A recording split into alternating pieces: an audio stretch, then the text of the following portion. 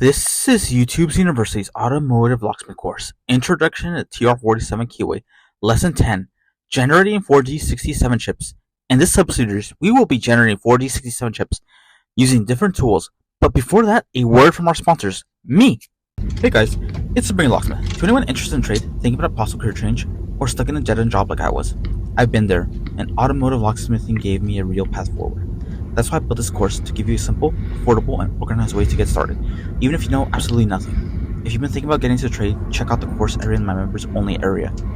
Third membership tier, Locksmith Academy, on my YouTube channel, and start learning the fundamentals today. And here's how to join. See you there.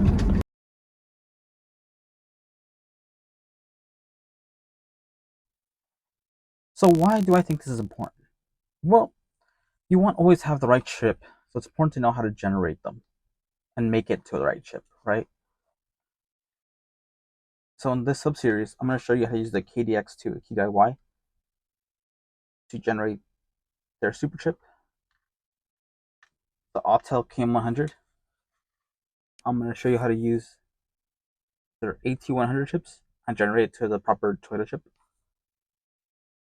or X-Source and their super chip, as well as how to generate these OEM chips, 4D60 glass, or just 4D60 wedge.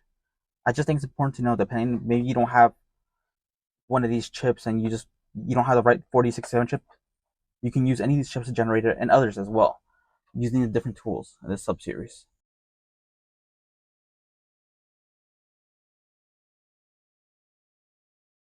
So I'm going to place a 4D60 OEM chip. Let me show you.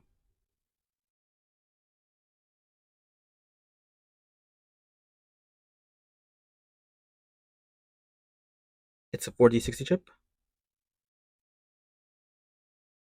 Now generate transponder.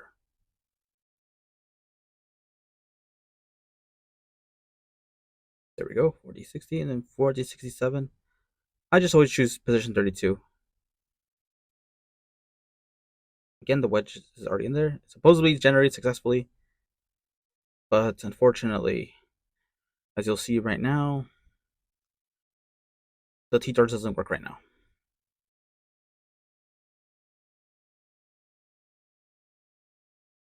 There we go.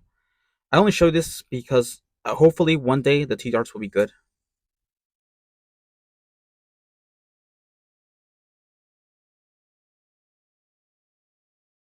So I just want to show that because I remember when I first got the T-Ninja Pro, it was a pretty bad key programmer, but now it's one of my best. So I hope that one day they'll have the T-Darts catch up, because even though it may not work so well right now, like it's only good really for reading chips and keys and like frequencies and stuff, FCCIDs and all that stuff, kind of. Well, not really FCCID, but the frequencies, the megahertz.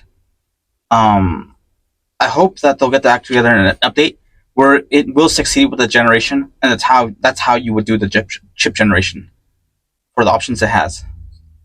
So if Topdon ever gets their act together, I believe that's how you'll be able to generate a Toyota 4D67 chip. So that's the main reason I showed it. And you're going to see in upcoming sub-lessons of this series, the sub-series, use the Key2 Max Pro, KM100, and the KDX2 to do the same thing. Anyway, guys, if you guys learned something, comment, like, subscribe, and press the hype button. Beginner Locksmith signing off.